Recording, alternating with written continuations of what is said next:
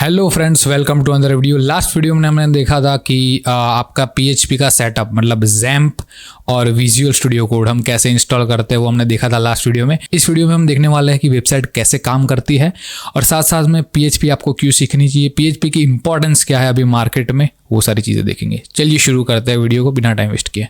तो मैंने एक कैनवा की स्लाइड बनाई है यहाँ पर आपको बेटर एक्सप्लेनेशन के लिए।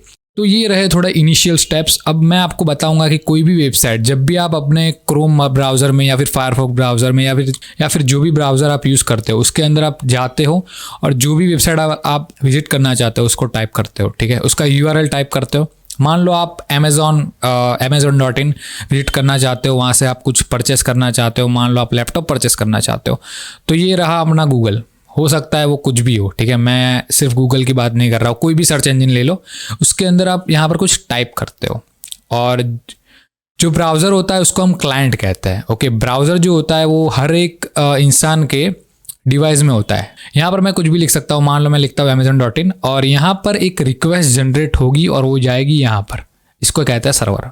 आई होप आपको मेरा माउस दिख रहा है, माउस का कर्सर ढंग से दिख रहा है। यहाँ पर मैंने लिखा है गिव मी दैट वेबसाइट। तो रिक्वेस्ट वो है, रिक्वेस्ट किस चीज़ की है सर? रिक्वेस्ट इस चीज़ की है कि वो वेबसाइट जो है amazon.in है उसका होम पेज मुझे लाके दे दो मेरे वेब ब्राउज़र के अंदर। उस चीज़ की रिक्वेस्ट हम मार रहे हैं सर्वर को। इसको सर्वर कहते हैं। सर्वर कुछ नहीं होता सर, एक प्रकार का कंप्यूटर ही होता है।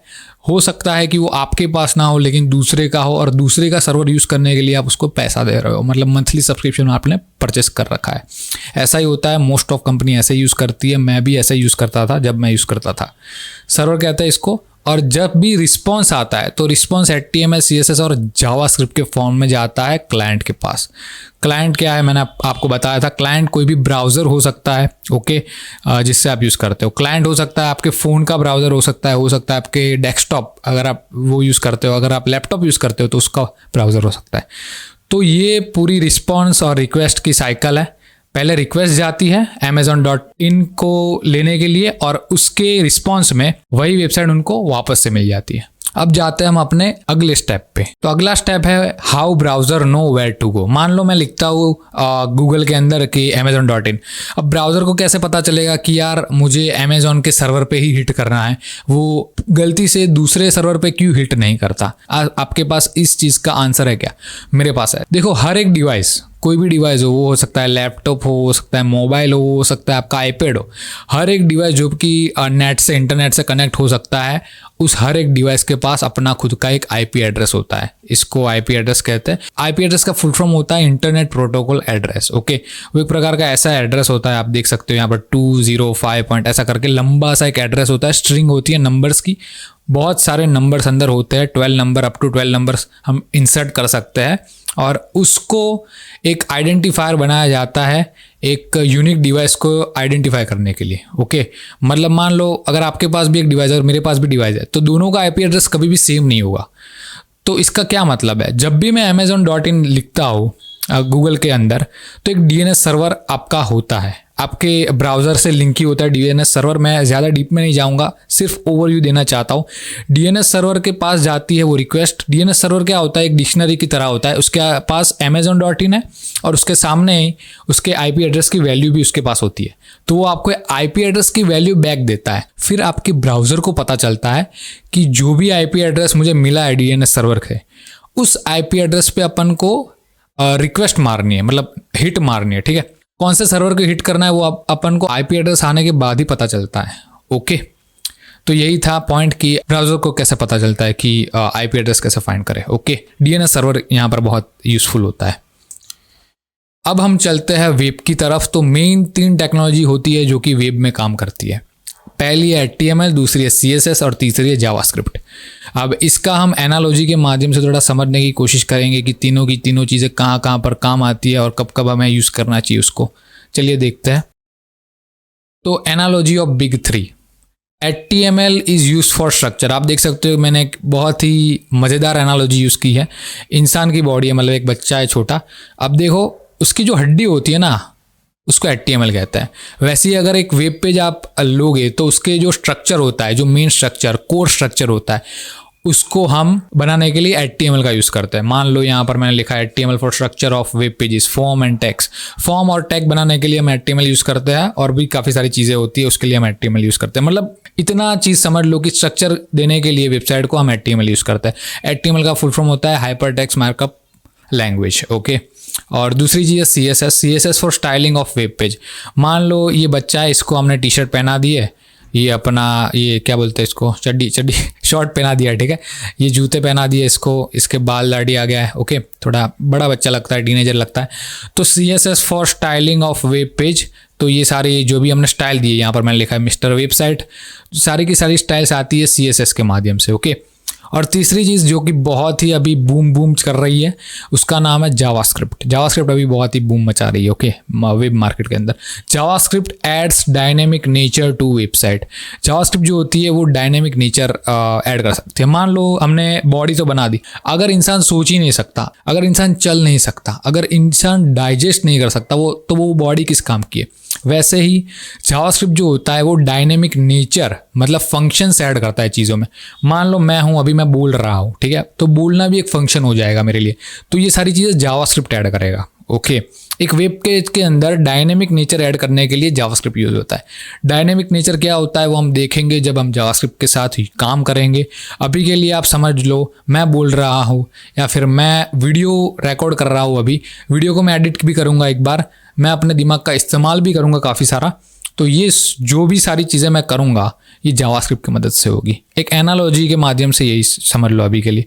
नेक्स्ट चीज़ पे चलते हैं अपन लोग, अनदर एनालॉजी ऑफ वेब। मैंने दूसरी एनालॉजी भी बैकअप के लिए रखी है, अगर आपको पहली एनालॉजी में से समझ में नहीं आएगा तो दूसरी में से आ जाएगा। ये देखो, ये HTML है, यहाँ पर मैंने लिखा है एक ये कार है, ओके, और ये कार का एकदम ही मतलब क्या कह सकते हो आपको, एकदम कोर स्ट्रक्चर है, the actual content of a page. तो एकदम कोर स्ट्रक्चर है, इसके ऊपर कलर नहीं है, कुछ भी नहीं है, ओके। टायर की रिम नहीं है, फिर हो सकता है यहाँ पर जो कांच आता है वो भी नहीं है, ओके। हेडलाइट नहीं है, साइड लाइट नहीं है, कुछ भी नहीं है, उसके अंदर इंजन भी नहीं है, ठीक है, सिर्फ कार का डब्बा है बाहर से, तो उसको हम HTML कहेंगे। उसके बाद हम उसके ऊपर CSS डालते हैं, उसके बाद हम उसके कलर ऐड करते हैं, साइड लाइट ऐड करते हैं, ठीक है। फिर ये जो डोर है, डोर को ओपन करने का जो होता है उसके अंदर कलर ऐड करते हैं। तो सारी चीज़ें जो हम स्टाइल देते हैं उसको कहते हैं CSS। और जो जावास्क्रिप्ट है, मान लो ऐसी कार है आपके पास लेकिन उसके अंदर इंजन ही नहीं है, तो वे चलेगी कैसे भाई, चलेगी नहीं ना, तो इसलिए हम जावास्क्रिप्ट ऐड करते हैं उसके अंदर। इंजन के तौर पे इंजन हो या फिर ब्रेक हो, ठीक है, ये सारी चीज़ें जावास्क्रिप्ट में काम आएगी कि easily control and alter HTML। तो HTML को चलाने के लिए मतलब गाड़ी को चलाने के लिए कुछ ना कुछ तो फंक्शनलिटी चाहिए, तो उसको ऐड करने के लिए हम यूज़ करते हैं जावास्क्रिप्ट को। मतलब गाड़ी को नहीं लेकिन वेब पेज के अंदर, आप समझ लो, ओके। नेक्स्ट चीज में चलता हूँ वो है server side. For writing server side logic for performing task like fetch data something from database और hit other server we need a language. अब देखो ये तो बात हो गई मैं ब्राउजर साइड की, जो भी मैं HTML CSS जावास्क्रिप्ट की बात करी वो ब्राउजर साइड के अंदर काम आता है, लेकिन सर्वर में भी आपको एक लैंग्वेज चाहिए होगी जो कि कुछ लॉजिक लिखती है। मान लो बैकएंड में से कुछ डेटाबेस में इंसर्ट करना है या फिर डेटाबेस में कुछ डेटा फैच करना है। मान लो लॉगिन के लिए हम अप्लाई कर रहे हैं कि लॉगिन कौन सा है, पासवर्ड कौन सा है, यूज़र नेम कौन सा है, वो मैच हो रहा है या नहीं, वो लॉजिक हम बैकएंड में चेक कर रहे हैं, तो उसके लिए हम यूज़ करेंगे server side language. Server sides काफ़ी सारी लैंग्वेजेस बन गई है, PHP भी उसमें से ही एक है। PHP सर्वर साइड लैंग्वेज है, ब्राउजर में नहीं चल सकती, क्लाइंट में नहीं चल सकती, ओके। नेक्स्ट चलते हैं, नेक्स्ट स्लाइड में मैंने सब लैंग्वेजेस का लिस्ट है। सर्वर साइड लैंग्वेजेस जो भी होती है उसमें सारी लैंग्वेजेस मैंने लिख के रखी है। अभी Node.js बहुत चल रहा है, पाइथन में फ्लास्क, Django जो भी आता है, Django मेरे ख्याल से आता है, पाइथन में मुझे ज़्यादा आइडिया नहीं है क्योंकि मैंने उस पर काम नहीं किया। Node.js पे एक बार करके रखा है। गो लैंग्वेज है, रूबी ऑन रेल्स करके एक फ्रेमवर्क है जिसको हम यूज़ कर सकते हैं सर्वर साइड। ASP.NET है और किंग जो है वो है PHP। अभी भी सबसे ज़्यादा यूज़ होने वाली सर्वर साइड लैंग्वेज में PHP का नाम पहले नंबर पे आता है।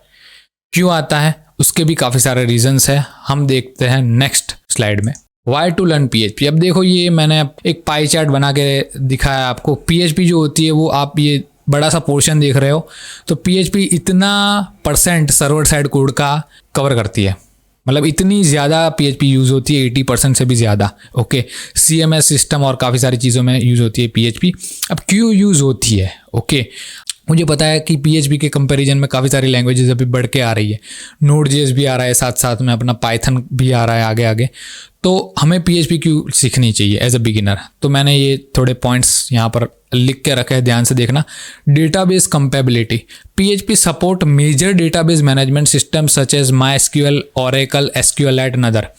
सारे के सारे डेटाबेस को सपोर्ट करता है PHP, मेजर नंबर ऑफ, मतलब जितने भी बड़े प्लेयर्स है उसको सबको सपोर्ट करता है PHP डेटाबेस में। Okay, compatible with HTML, you can easily embed PHP in HTML code which allows you to turn a boring static site into dynamic and alluring solution। That is true. आप किसी भी HTML के अंदर PHP add कर सकते हो। मैं आपको बताऊंगा नेक्स्ट वीडियो में कि हम कैसे ऐड करते हैं HTML के अंदर PHP, और जल्दी से किसी भी बोरिंग जो स्टैटिक साइट होती है उसको निकाल करके बहुत ही अमेजिंग साइट्स बना सकते हैं। Cross platform, PHP functions properly on various operating systems such as Windows, Linux, macOS and Solaris। सारे के सारे ऑपरेटिंग सिस्टम जो भी मेजर नंबर ऑफ चल रहा है सब पे PHP चलती है, तो ये एक बहुत ही अच्छी लैंग्वेज है। Free to use, you can use PHP language absolutely for free since it's in open access online, मतलब ओपन सोर्स है तो फ्री में यूज़ कर सकते हो। ईजी टू लर्न, ये सबसे बड़ी चीज़ है बिगिनर के लिए। By learning several PHP functions you can adjust the website to your needs. अगर आप थोड़ी भी PHP सीख लोगे तो भी आप फिर काम करते करते ज़्यादा सीख सकते हो। ओके, तो PHP का लर्निंग का वो बहुत ही आसान है, मतलब बहुत ही ईजीली आप सीख सकते हो। लास्ट चीज़ जो है वो फास्ट है। The language creates simple scripts which takes less time to develop, मतलब बहुत ही फास्ट डेवलपमेंट कर सकते हो अगर PHP के साथ आप जाते हो तो। Thank you guys for watching this video from array of silicon. आज के वीडियो के लिए इतना ही था। मैं होप करता हूँ कि आप लोग को पता चल गया होगा कि वेबसाइट कैसे काम करती है और हमें PHP क्यों चूज़ करना चाहिए। तो अगर अभी भी आपने चैनल को सब्सक्राइब नहीं किया तो सब्सक्राइब कर देना, वीडियो पसंद आया हो लाइक करना और प्लेलिस्ट को जल्दी से जल्दी सेव कर देना, क्योंकि नेक्स्ट जो भी वीडियोज़ आने वाला है मैं लगातार वीडियोज़ डालने वाला हूँ। अभी रोज़ डालूंगा, डेली एक वीडियो आएगा शाम को, तो प्लीज़ सब्सक्राइब कर देना नोटिफिकेशंस पाने के लिए। I will see you next time.